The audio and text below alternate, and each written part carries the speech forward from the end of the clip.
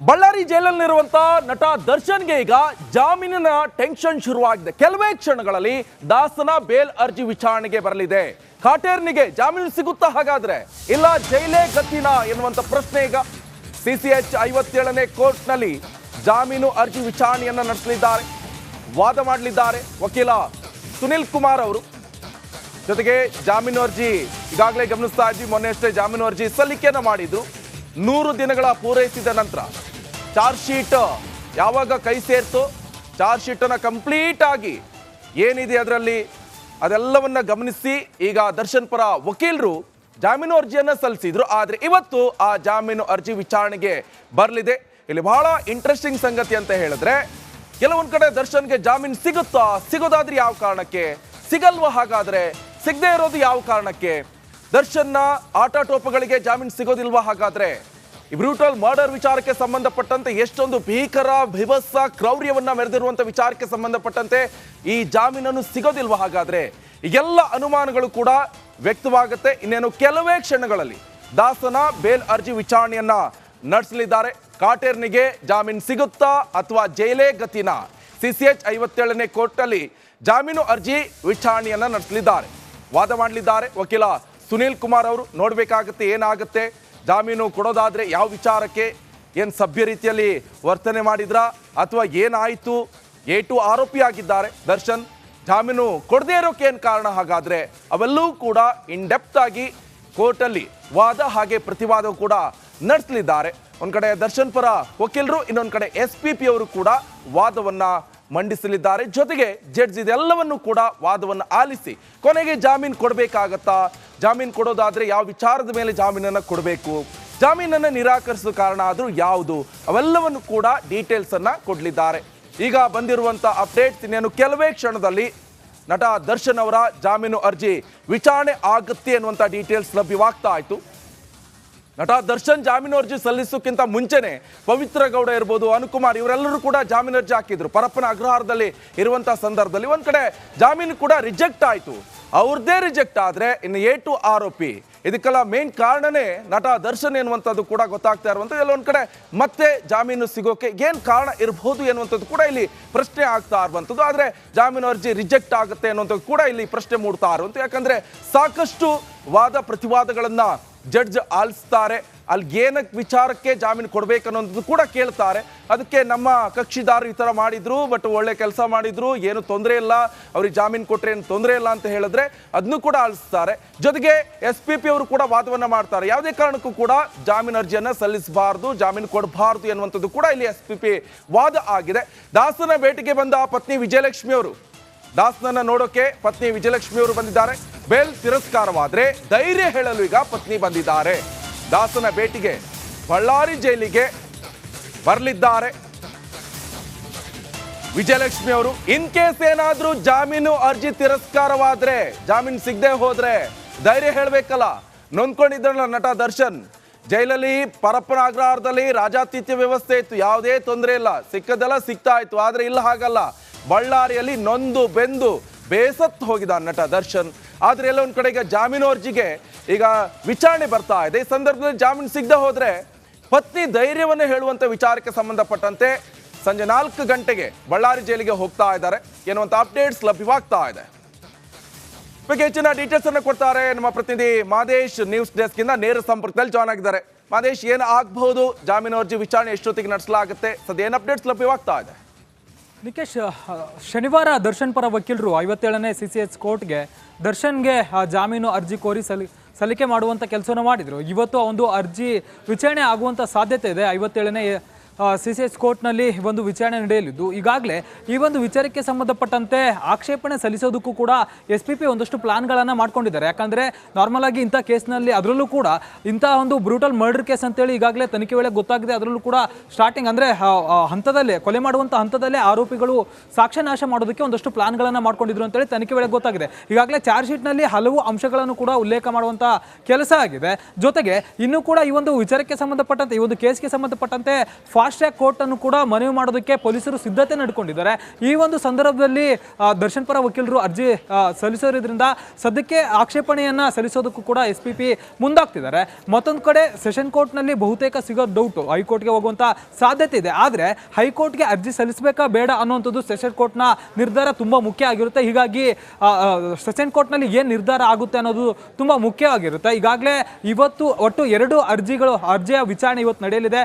ಒಂದು A1 ಪವಿತ್ರ ಗೌಡ ಹಾಗೂ A2 Darshan ಇಬ್ಬರ ಜಾಮೀನು ಅರ್ಜಿ ಇವತ್ತು ನಡೆಯುವಂತ ಸಾಧ್ಯತೆ ಇದೆ. ಈಗಾಗಲೇ ಅವ್ರ ಪರ ದರ್ಶನ್ ಪರ ವಕೀಲರು ಮತ್ತೆ ಪವಿತ್ರ ಗೌಡ ಪರ ವಕೀಲರು ಕೋರ್ಟ್ಗೆ ಬರ್ತಿದ್ದಾರೆ. ಬಂದ ನಂತರ ಈ ಒಂದು ವಿಚಾರಣೆ ನಡೆದಂತ ಸಂದರ್ಭದಲ್ಲಿ ಒಂದು ಕಡೆ ಅವರು ವಾದ ಮಾಡ್ತಿದ್ರು ಕೂಡ SPP ಅವರು ಆಕ್ಷೇಪಣೆಗೆ ಸಲ್ಲಿಸಿದ್ರೆ ವಿಚಾರಣೆ ಮುಂದೂಡುವಂತ ಎಲ್ಲ ಸಾಧ್ಯತೆಗಳು ಕೂಡ ಇದೆ. Nikesh, okay, thank you Madesh ನಿಮ್ಮೆಲ್ಲ ಮಾಹಿತಿಗೆ. ಬಳ್ಳಾರಿ ಜೈಲಲ್ಲಿರುವಂತ ನಟ ದರ್ಶನ್ಗೆ ಈಗ ಜಾಮೀನಿನ ಟೆನ್ಷನ್ ಶುರುವಾಗಿದೆ. ಕೆಲವೇ ಕ್ಷಣಗಳಲ್ಲಿ ದಾಸನ ಬೇಲ್ ಅರ್ಜಿ ವಿಚಾರಣೆಗೆ ಬರಲಿದೆ. ಕಾಟೇರ್ನಿಗೆ ಜಾಮೀನು ಸಿಗುತ್ತಾ ಹಾಗಾದ್ರೆ, ಇಲ್ಲ ಜೈಲೇ ಗತಿನಾ ಎನ್ನುವಂತ ಪ್ರಶ್ನೆ ಈಗ CCH 57ನೇ ಕೋರ್ಟ್ನಲ್ಲಿ ಜಾಮೀನು ಅರ್ಜಿ ವಿಚಾರಣೆಯನ್ನ ನಡೆಸಲಿದ್ದಾರೆ. ವಾದ ಮಾಡಲಿದ್ದಾರೆ ವಕೀಲ ಸುನಿಲ್ ಕುಮಾರ್ ಅವರು. ಜೊತೆಗೆ ಜಾಮೀನು ಅರ್ಜಿ ಈಗಾಗಲೇ ಗಮನಿಸ್ತಾ ಇದ್ವಿ, ಮೊನ್ನೆ ಅಷ್ಟೇ ಜಾಮೀನು ಅರ್ಜಿ ಸಲ್ಲಿಕೆಯನ್ನ ಮಾಡಿದ್ರು.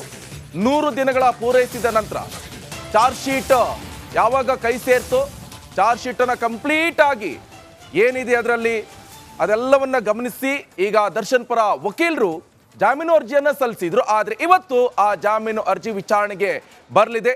ಇಲ್ಲಿ ಬಹಳ ಇಂಟ್ರೆಸ್ಟಿಂಗ್ ಸಂಗತಿ ಅಂತ ಹೇಳಿದ್ರೆ, ಕೆಲವೊಂದ್ ಕಡೆ ದರ್ಶನ್ಗೆ ಜಾಮೀನು ಸಿಗುತ್ತಾ, ಸಿಗೋದಾದ್ರೆ ಯಾವ ಕಾರಣಕ್ಕೆ, ಸಿಗಲ್ವಾ ಹಾಗಾದ್ರೆ, ಸಿಗದೆ ಇರೋದು ಯಾವ ಕಾರಣಕ್ಕೆ, ದರ್ಶನ್ನ ಆಟಾಟೋಪಗಳಿಗೆ ಜಾಮೀನು ಸಿಗೋದಿಲ್ವಾ ಹಾಗಾದ್ರೆ, ಈ ಬ್ರೂಟಲ್ ಮರ್ಡರ್ ವಿಚಾರಕ್ಕೆ ಸಂಬಂಧಪಟ್ಟಂತೆ ಎಷ್ಟೊಂದು ಭೀಕರ ಭೀಭತ್ಸ ಕ್ರೌರ್ಯವನ್ನ ಮೆರೆದಿರುವಂತ ವಿಚಾರಕ್ಕೆ ಸಂಬಂಧಪಟ್ಟಂತೆ ಈ ಜಾಮೀನನ್ನು ಸಿಗೋದಿಲ್ವಾ ಹಾಗಾದ್ರೆ, ಈಗೆಲ್ಲ ಅನುಮಾನಗಳು ಕೂಡ ವ್ಯಕ್ತವಾಗುತ್ತೆ. ಇನ್ನೇನು ಕೆಲವೇ ಕ್ಷಣಗಳಲ್ಲಿ ದಾಸನ ಬೇಲ್ ಅರ್ಜಿ ವಿಚಾರಣೆಯನ್ನ ನಡೆಸಲಿದ್ದಾರೆ. ಕಾಟೇರ್ನಿಗೆ ಜಾಮೀನು ಸಿಗುತ್ತಾ ಅಥವಾ ಜೈಲೇ ಗತಿನ, CCH 57ನೇ ಕೋರ್ಟ್ನಲ್ಲಿ ಜಾಮೀನು ಅರ್ಜಿ ವಿಚಾರಣೆಯನ್ನ ನಡೆಸಲಿದ್ದಾರೆ. ವಾದ ಮಾಡಲಿದ್ದಾರೆ ವಕೀಲ ಸುನೀಲ್ ಕುಮಾರ್ ಅವರು. ನೋಡ್ಬೇಕಾಗತ್ತೆ ಏನಾಗುತ್ತೆ, ಜಾಮೀನು ಕೊಡೋದಾದ್ರೆ ಯಾವ ವಿಚಾರಕ್ಕೆ, ಏನು ಸಭ್ಯ ರೀತಿಯಲ್ಲಿ ವರ್ತನೆ ಮಾಡಿದ್ರ ಅಥವಾ ಏನಾಯಿತು, A2 ಆರೋಪಿ ಆಗಿದ್ದಾರೆ ದರ್ಶನ್, ಜಾಮೀನು ಕೊಡದೇ ಇರೋಕೆ ಏನು ಕಾರಣ ಹಾಗಾದ್ರೆ, ಅವೆಲ್ಲವೂ ಕೂಡ ಇನ್ ಡೆಪ್ತ್ ಆಗಿ ಕೋರ್ಟಲ್ಲಿ ವಾದ ಹಾಗೆ ಪ್ರತಿವಾದ ಕೂಡ ನಡೆಸಲಿದ್ದಾರೆ. ಒಂದ್ ಕಡೆ ದರ್ಶನ್ ಪರ ವಕೀಲರು, ಇನ್ನೊಂದ್ ಕಡೆ SPP ಅವರು ಕೂಡ ವಾದವನ್ನ ಮಂಡಿಸಲಿದ್ದಾರೆ. ಜೊತೆಗೆ ಜಡ್ಜ್ ಇದೆಲ್ಲವನ್ನು ಕೂಡ ವಾದವನ್ನು ಆಲಿಸಿ ಕೊನೆಗೆ ಜಾಮೀನು ಕೊಡಬೇಕಾಗತ್ತಾ, ಜಾಮೀನು ಕೊಡೋದಾದ್ರೆ ಯಾವ ವಿಚಾರದ ಮೇಲೆ ಜಾಮೀನನ್ನು ಕೊಡಬೇಕು, ಜಾಮೀನನ್ನು ನಿರಾಕರಿಸಿದ ಕಾರಣ ಆದರೂ ಯಾವುದು, ಅವೆಲ್ಲವನ್ನು ಕೂಡ ಡೀಟೇಲ್ಸ್ ಅನ್ನ ಕೊಡಲಿದ್ದಾರೆ. ಈಗ ಬಂದಿರುವಂತ ಅಪ್ಡೇಟ್ಸ್, ಇನ್ನೇನು ಕೆಲವೇ ಕ್ಷಣದಲ್ಲಿ ನಟ ದರ್ಶನ್ ಅವರ ಜಾಮೀನು ಅರ್ಜಿ ವಿಚಾರಣೆ ಆಗುತ್ತೆ ಅನ್ನುವಂಥ ಡೀಟೇಲ್ಸ್ ಲಭ್ಯವಾಗ್ತಾ ಆಯ್ತು. ನಟ ದರ್ಶನ್ ಜಾಮೀನು ಅರ್ಜಿ ಸಲ್ಲಿಸೋಕ್ಕಿಂತ ಮುಂಚೆನೆ ಪವಿತ್ರ ಗೌಡ ಇರ್ಬೋದು, ಅನುಕುಮಾರ್ ಇವರೆಲ್ಲರೂ ಕೂಡ ಜಾಮೀನು ಅರ್ಜಿ ಹಾಕಿದ್ರು. ಪರಪ್ಪನ ಅಗ್ರಹಾರದಲ್ಲಿ ಇರುವಂತಹ ಸಂದರ್ಭದಲ್ಲಿ ಒಂದ್ ಕಡೆ ಜಾಮೀನು ಕೂಡ ರಿಜೆಕ್ಟ್ ಆಯ್ತು. ಅವ್ರದ್ದೇ ರಿಜೆಕ್ಟ್ ಆದ್ರೆ ಇನ್ನು A2 ಆರೋಪಿ, ಇದಕ್ಕೆಲ್ಲ ಮೇನ್ ಕಾರಣನೇ ನಟ ದರ್ಶನ್ ಎನ್ನುವಂಥದ್ದು ಕೂಡ ಗೊತ್ತಾಗ್ತಾ ಇರುವಂಥದ್ದು. ಎಲ್ಲೊಂದ್ ಕಡೆ ಮತ್ತೆ ಜಾಮೀನು ಸಿಗೋಕೆ ಏನ್ ಕಾರಣ ಇರಬಹುದು ಎನ್ನುವಂಥದ್ದು ಕೂಡ ಇಲ್ಲಿ ಪ್ರಶ್ನೆ ಆಗ್ತಾ ಇರುವಂಥದ್ದು. ಆದ್ರೆ ಜಾಮೀನು ಅರ್ಜಿ ರಿಜೆಕ್ಟ್ ಆಗುತ್ತೆ ಅನ್ನುವಂಥದ್ದು ಕೂಡ ಇಲ್ಲಿ ಪ್ರಶ್ನೆ ಮೂಡ್ತಾ ಇರುವಂಥದ್ದು. ಯಾಕಂದ್ರೆ ಸಾಕಷ್ಟು ವಾದ ಪ್ರತಿವಾದಗಳನ್ನ ಜಡ್ಜ್ ಆಲಿಸ್ತಾರೆ. ಅಲ್ಲಿ ಏನಕ್ಕೆ ವಿಚಾರಕ್ಕೆ ಜಾಮೀನು ಕೊಡ್ಬೇಕನ್ನೋದು ಕೂಡ ಕೇಳ್ತಾರೆ. ಅದಕ್ಕೆ ನಮ್ಮ ಕಕ್ಷಿದಾರರು ಈ ಥರ ಮಾಡಿದ್ರು, ಬಟ್ ಒಳ್ಳೆ ಕೆಲಸ ಮಾಡಿದ್ರು, ಏನು ತೊಂದರೆ ಇಲ್ಲ, ಅವ್ರಿಗೆ ಜಾಮೀನು ಕೊಟ್ಟರೆ ಏನು ತೊಂದರೆ ಇಲ್ಲ ಅಂತ ಹೇಳಿದ್ರೆ ಅದನ್ನು ಕೂಡ ಆಲಿಸ್ತಾರೆ. ಜೊತೆಗೆ SPP ಅವರು ಕೂಡ ವಾದವನ್ನ ಮಾಡ್ತಾರೆ. ಯಾವುದೇ ಕಾರಣಕ್ಕೂ ಕೂಡ ಜಾಮೀನು ಅರ್ಜಿಯನ್ನ ಸಲ್ಲಿಸಬಾರ್ದು, ಜಾಮೀನು ಕೊಡಬಾರ್ದು ಎನ್ನುವಂಥದ್ದು ಕೂಡ ಇಲ್ಲಿ SPP ವಾದ ಆಗಿದೆ. ದಾಸನ ಭೇಟಿಗೆ ಬಂದ ಪತ್ನಿ ವಿಜಯಲಕ್ಷ್ಮಿ ಅವರು, ದಾಸನನ್ನ ನೋಡೋಕೆ ಪತ್ನಿ ವಿಜಯಲಕ್ಷ್ಮಿ ಅವರು ಬಂದಿದ್ದಾರೆ. ಬೇಲ್ ತಿರಸ್ಕಾರವಾದ್ರೆ ಧೈರ್ಯ ಹೇಳಲು ಈಗ ಪತ್ನಿ ಬಂದಿದ್ದಾರೆ. ದಾಸನ ಭೇಟಿಗೆ ಬಳ್ಳಾರಿ ಜೈಲಿಗೆ ಬರಲಿದ್ದಾರೆ ವಿಜಯಲಕ್ಷ್ಮಿ ಅವರು. ಇನ್ ಕೇಸ್ ಏನಾದ್ರೂ ಜಾಮೀನು ಅರ್ಜಿ ತಿರಸ್ಕಾರವಾದ್ರೆ, ಜಾಮೀನು ಸಿಗದೆ ಹೋದ್ರೆ ಧೈರ್ಯ ಹೇಳಬೇಕಲ್ಲ. ನೊಂದ್ಕೊಂಡಿದ್ರಲ್ಲ ನಟ ದರ್ಶನ್, ಜೈಲಲ್ಲಿ ಪರಪ್ಪನ ಅಗ್ರಹಾರದಲ್ಲಿ ರಾಜಾತಿಥ್ಯ ವ್ಯವಸ್ಥೆ ಇತ್ತು, ಯಾವುದೇ ತೊಂದರೆ ಇಲ್ಲ, ಸಿಕ್ಕದೆಲ್ಲ ಸಿಗ್ತಾ ಇತ್ತು. ಆದ್ರೆ ಇಲ್ಲ ಹಾಗಲ್ಲ, ಬಳ್ಳಾರಿಯಲ್ಲಿ ನೊಂದು ಬೆಂದು ಬೇಸತ್ತು ಹೋಗಿದ ನಟ ದರ್ಶನ್. ಆದ್ರೆ ಎಲ್ಲ ಒಂದ್ ಕಡೆ ಈಗ ಜಾಮೀನು ಅರ್ಜಿಗೆ ಈಗ ವಿಚಾರಣೆ ಬರ್ತಾ ಇದೆ. ಈ ಸಂದರ್ಭದಲ್ಲಿ ಜಾಮೀನು ಸಿಗದೆ ಹೋದ್ರೆ ಪತ್ನಿ ಧೈರ್ಯವನ್ನು ಹೇಳುವಂತ ವಿಚಾರಕ್ಕೆ ಸಂಬಂಧಪಟ್ಟಂತೆ ಸಂಜೆ 4 ಗಂಟೆಗೆ ಬಳ್ಳಾರಿ ಜೈಲಿಗೆ ಹೋಗ್ತಾ ಇದ್ದಾರೆ ಎನ್ನುವಂತ ಅಪ್ಡೇಟ್ಸ್ ಲಭ್ಯವಾಗ್ತಾ ಇದೆ. ಬಗ್ಗೆ ಹೆಚ್ಚಿನ ಡೀಟೇಲ್ಸ್ ಅನ್ನು ಕೊಡ್ತಾರೆ ನಮ್ಮ ಪ್ರತಿನಿಧಿ ಮಾದೇಶ್, ನ್ಯೂಸ್ ಡೆಸ್ಕ್ ಇಂದ ನೇರ ಸಂಪರ್ಕದಲ್ಲಿ ಜಾಯ್ನ್ ಆಗಿದ್ದಾರೆ. ಮಾದೇಶ್, ಏನು ಆಗಬಹುದು, ಜಾಮೀನು ಅರ್ಜಿ ವಿಚಾರಣೆ ಎಷ್ಟೊತ್ತಿಗೆ ನಡೆಸಲಾಗುತ್ತೆ, ಸದ್ಯ ಏನು ಅಪ್ಡೇಟ್ಸ್ ಲಭ್ಯವಾಗ್ತಾ ಇದೆ?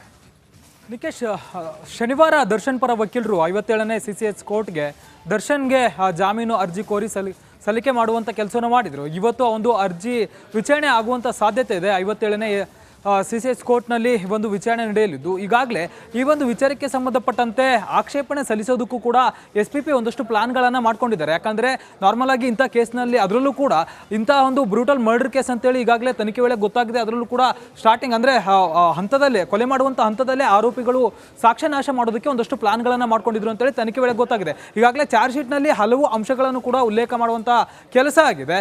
ಜೊತೆಗೆ ಇನ್ನೂ ಕೂಡ ಈ ಒಂದು ವಿಚಾರಕ್ಕೆ ಸಂಬಂಧಪಟ್ಟಂತೆ, ಈ ಒಂದು ಕೇಸ್ಗೆ ಸಂಬಂಧಪಟ್ಟಂತೆ ಫಾಸ್ಟ್ ಟ್ರ್ಯಾಕ್ ಕೋರ್ಟ್ ಅನ್ನು ಕೂಡ ಮನವಿ ಮಾಡೋದಕ್ಕೆ ಪೊಲೀಸರು ಸಿದ್ಧತೆ ನಡ್ಕೊಂಡಿದ್ದಾರೆ. ಈ ಒಂದು ಸಂದರ್ಭದಲ್ಲಿ ದರ್ಶನ್ ಪರ ವಕೀಲರು ಅರ್ಜಿ ಸಲ್ಲಿಸೋದ್ರಿಂದ ಸದ್ಯಕ್ಕೆ ಆಕ್ಷೇಪಣೆಯನ್ನ ಸಲ್ಲಿಸೋದಕ್ಕೂ ಕೂಡ SPP ಮುಂದಾಗ್ತಿದ್ದಾರೆ. ಮತ್ತೊಂದು ಕಡೆ ಸೆಷನ್ ಕೋರ್ಟ್ನಲ್ಲಿ ಬಹುತೇಕ ಸಿಗೋ ಡೌಟ್ ಹೈಕೋರ್ಟ್ಗೆ ಹೋಗುವಂತ ಸಾಧ್ಯತೆ ಇದೆ. ಆದರೆ ಹೈಕೋರ್ಟ್ಗೆ ಅರ್ಜಿ ಸಲ್ಲಿಸಬೇಕಾ ಬೇಡ ಅನ್ನುವಂಥದ್ದು ಸೆಷನ್ ಕೋರ್ಟ್ನ ನಿರ್ಧಾರ ತುಂಬಾ ಮುಖ್ಯ ಆಗಿರುತ್ತೆ. ಹೀಗಾಗಿ ಸೆಷನ್ ಕೋರ್ಟ್ನಲ್ಲಿ ಏನು ನಿರ್ಧಾರ ಆಗುತ್ತೆ ಅನ್ನೋದು ತುಂಬಾ ಮುಖ್ಯವಾಗಿರುತ್ತೆ. ಈಗಾಗಲೇ ಇವತ್ತು ಒಟ್ಟು 2 ಅರ್ಜಿಯ ವಿಚಾರಣೆ ಇವತ್ತು ನಡೆಯಲಿದೆ. ಒಂದು A1 ಪವಿತ್ರ ಗೌಡ ಹಾಗೂ A2 ದರ್ಶನ್ ಇಬ್ಬರ ಜಾಮೀನು ಅರ್ಜಿ ಇವತ್ತು ನಡೆಯುವಂಥ ಸಾಧ್ಯತೆ ಇದೆ. ಈಗಾಗಲೇ ಅವ್ರ ಪರ ದರ್ಶನ್ ಪರ ವಕೀಲರು ಮತ್ತೆ ಪವಿತ್ರ ಗೌಡ ಪರ ವಕೀಲರು ಕೋರ್ಟ್ಗೆ ಬರ್ತಿದ್ದಾರೆ. ಬಂದ ನಂತರ ಈ ಒಂದು ವಿಚಾರಣೆ ನಡೆದಂಥ ಸಂದರ್ಭದಲ್ಲಿ ಒಂದು ಕಡೆ ಅವರು ವಾದ ಮಾಡ್ತಿದ್ರು ಕೂಡ SPP ಅವರು ಆಕ್ಷೇಪಣೆಗೆ ಸಲ್ಲಿಸಿದ್ರೆ ವಿಚಾರಣೆ ಮುಂದೂಡುವಂಥ ಎಲ್ಲ ಸಾಧ್ಯತೆಗಳು ಕೂಡ ಇದೆ. Nikesh, okay, thank you Madesh ನಿಮ್ಮೆಲ್ಲ ಮಾಹಿತಿಗೆ.